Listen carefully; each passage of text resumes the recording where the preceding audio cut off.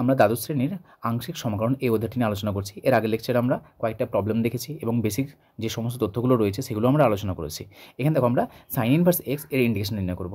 So আমরা integration কি জানি? আংশিক সমীকরণের integration by parts u into v dx. এর ইন্টিগ্রেশনের ফর্মুলা ইউ থাকবে integration v dx minus integration ddx of u first ফাংশনের ডেরিভেটিভ ইন্টু সেকেন্ড ফাংশনের ইন্টিগ্রেশন, যেখানে u first function, v second function. দেখো এখানে আমাদের সাইন ইনভার্স এক্স, তো আমরা বলেছিলাম যে আমরা ইউভি আকারে অর্থাৎ সমাকল্য দুটি অপেক্ষকের গুণফলের আকার থাকলে আমরা আংশিক সমাকলনের সাহায্যে সমাধান নির্ণয় করব। অনুরূপভাবে যদি ইউভি আকারে না থাকে, একটা সিঙ্গেল থাকে, সেই সকল সমাকলনেরও আমরা সমাকলন নির্ণয় করব যদি সেটার আমাদের সমাকলন না জানা থাকে। দেখো আমরা সাইন ইনভার্স এক্সের সমাকলনের ফর্মুলা আমাদের জানা নেই, তাহলে এটাকে আমরা কী করবো? সমাকলন নির্ণয় করবো। একে পরিবর্তন পদ্ধতির সাহায্যে সমাধান করতে পারছি না আমরা, সেই জন্য এটা কী করবো? আমরা এটাকে, যেহেতু এটার আমরা সমাকলন জানি না, সেই জন্য এটা হচ্ছে আমাদের ফার্স্ট ফাংশন ইউ।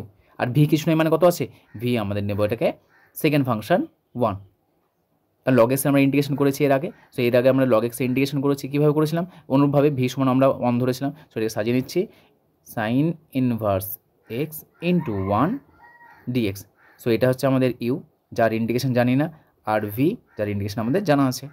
সো এটাকে ইউভি আকারে সাজাও, sine inverse x integration 1 dx minus integration ddx of sine inverse x into integration 1 dx of dx. এভাবে আমরা সাজিয়ে নিলাম। সো আমরা যে অপেক্ষকের আমাদের সমাকলন জানা নেই তাকে সর্বদা আমাদের ফার্স্ট ফাংশন ইউ ধরতে হবে। কেন? কারণ এই যে আমাদের ইউভি আকারে যে ফর্মুলা লেখা আছে, সেই ফর্মুলাতে দেখো ফার্স্ট ফাংশনকে কিন্তু একবারও আমাদের ইন্টিগ্রেট করা হয়নি, শুধুমাত্র দেখো সেকেন্ড ফাংশনকে ইন্টিগ্রেশন করা হয়েছে। সুতরাং কোনো অপেক্ষকের যদি আমাদের সমাকলন জানা না থাকে তাহলে সেই অপেক্ষকটিকে ইউ, আর বাকি কিছু নেই, মানে এখানে কত আছে? 1 আছে, 1টাকে ভি ধরে আমরা সমাকলন নির্ণয় করব। তাহলে দেখো এটাকে সমাকলন নির্ণয় করবো নর্মালভাবে।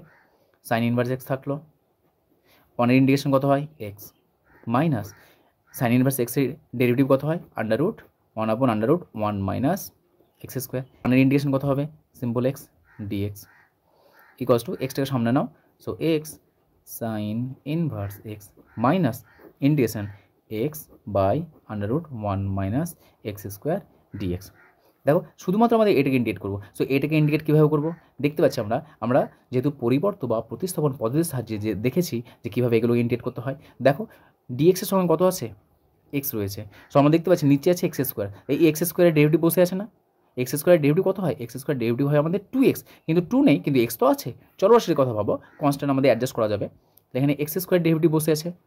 সো এটাকে আমরা ধরে নেব যে ধরি 1 মাইনাস এক্স স্কোয়ার সমান জেড স্কোয়ার। তাহলে কত হবে এটা আমাদের? মাইনাস 2x ডিএক্স সমান 2z dz. 2 cancel, this imply x dx লিখলাম, মাইনাসটা পাঠিয়ে দাও, সো মাইনাস জেড ডিজেড। যেহেতু তোমরা পরিবর্তন বা প্রতিস্থাপন পদ্ধতির সাহায্যে কীভাবে এই সমস্ত অপেক্ষকগুলোর সমাকলন নির্ণয় করতে হয় তোমরা জেনেছো, শিখেছো, তাহলে এটা আমরা এভাবে করলাম। This imply x sine inverse x minus integration, দেখো এক্স ডিএক্স, আচ্ছা এই এক্স ডিএক্সের মান কত পেয়েছি? Minus z dz, so minus z dz divide by, দেখো এটা সমান কত ধরেছি? 1 মাইনাস এক্স স্কোয়ার সমান জেড স্কোয়ার ধরেছি, তার মানে √জেড square plus two x sine inverse x minus, দেখো মাইনাসে মাইনাসে প্লাস ইন্টিগ্রেশন √এর মধ্যে জেড স্কোয়ার আছে, বেরিয়ে আসবে, so z dz divide by z, জেডের সঙ্গে z cancel, equals to x sine inverse x plus of integration dz, আর এর ভ্যালু কত হয়? Z, so x sine inverse x plus z plus of c. সর্বশেষ আমরা জেডের মান যেটা ধরেছি সেটা মান বসাবো, সেখান থেকে আমরা জেড স্কোয়ার কত ধরেছি? 1 মাইনাস এক্স স্কোয়ার, সো জেডের মান কত হবে? √1 minus x square, so equals to x sine inverse x plus √1 minus x square plus of c, যেখানে সি সমান সমাকল ধ্রুবক। এক্সামে কিন্তু অবশ্যই তোমরা সিটাকে মেনশন করবে যে সি হলো আমাদের সমাকল ধ্রুবক।